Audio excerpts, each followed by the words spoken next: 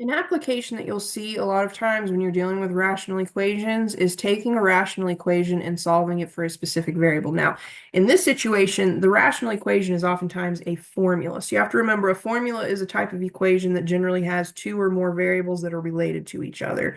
So you kind of have to go back and recall, we talked about doing this with linear equations. So we're kind of bringing that same idea back just into this rational world. So solving a formula or equation for a variable means rewriting the formula in such a way that the variable is isolated on one side of the equation. And what's really, really important here is this last sentence. This does not mean finding a numerical value for that variable. It just means you're manipulating the equation so that a different variable stands alone. Okay, so for example, for it says solve each equation for the stated variable. Well, for part A, we have x over 1 plus y equals z. We want to solve this for y. Okay, so I want to get the y all by itself, a 1, an x, a z, all of that elsewhere. So what I notice about this one is I could rewrite this where it looks like a proportion. Now, we've talked about a proportion already, so let's try it again. If I wrote this as 1 or x over 1 plus y equals z over 1, I now have something that could be very much like a proportion. Okay, now I could certainly find the LCD and multiply both sides by the LCD. That would be fine. But in this case, it's a proportion, and solving a proportion, you get a little bit of a shortcut. So we want to go ahead and cross multiply. So that means I get x times 1. I'm going to go ahead and write the 1 just so we can see that we've cross multiplied. We'll simplify it the next step. And then I get z times 1 plus y. Well, the left, x plus 1, I'm just going to simplify that as x. And then on the right, I'm going to distribute my z. So z times 1 is z times y is zy. Now I need to isolate the term that contains the y. We have one term that contains the y. We want to get it by itself. So in order to do that, I want to get zy alone. I need to move the plus z. So I'm going to subtract z from both sides. Now I'm going to move things over here just because I'm running out of space. So on the left, I have x minus z. That does not simplify. X minus z is just x minus z. And then on the right, z minus z is 0, but 0 plus zy is zy. So when we simplify by moving that z to the left, we get x minus z equals zy. Now, in order to get y alone, I want to undo the multiplication of z and y. I would do that by dividing both sides or all terms by z. And in this case, instead of multiplying or dividing both sides by z, I'm going to divide all terms by z. I like the way it simplifies better. So let's look at the right-hand side first. On the right, z divided by z is just 1. 1 times y is just y. So I've got my y alone, but now I need to see how the left-hand side simplifies. So on the left, x divided by z is just x divided by z. That's not going to simplify. But then z divided by z is just 1.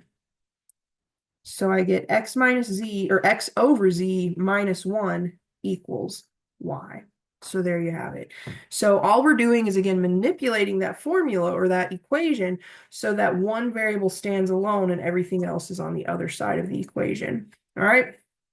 Now, that one was pretty easy because we very specifically had a proportion. We had one rational expression equal to one other expression that we could write as a fraction, cross multiply. That can't happen with part B. The amount of work it would take to turn this into a proportion is ridiculous. So let's just go ahead and do that whole find the LCD, multiply all the terms by the LCD. Let's do that method. So in this case, the LCD is going to end up just being the product of all of the denominators. They're all different values. So we're just going to say the LCD is x, y, z. Okay, so I want to multiply all of these terms by x, y, z. And again, just like the previous videos for this worksheet, I'm going to show this written out on paper. So we have x, y, z times 1 over x. That equals x, y, z times 1 over y plus x, y, z times 1 over z. Okay, well, for the first term, the x divides out the x in the LCD, leaving me with just yz. In the middle term, the y divides out the y in the LCD, leaving me with just xz. Technically xz times 1, but xz. And then finally, for the last term, the z divides out the z in the LCD, leaving me with just xy times 1. Now, in this particular problem, we're going to solve for z. So we want to get all of the terms that contain a z by themselves, and then we'll have to do some factoring and then some work from there.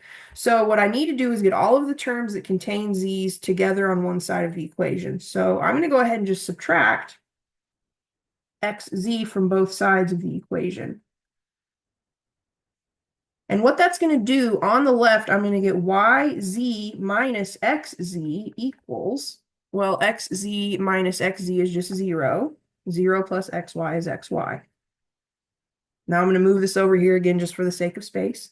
So what I have is yz minus xz equals xy. But notice on the left, I have a GCF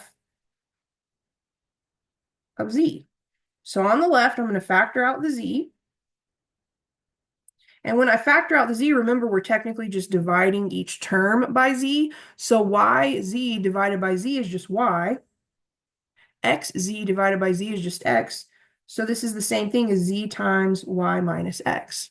Now I want to get z alone, and now I can.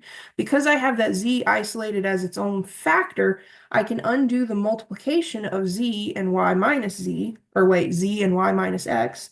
So to undo that multiplication, I'm going to divide both sides of this equation by y minus x.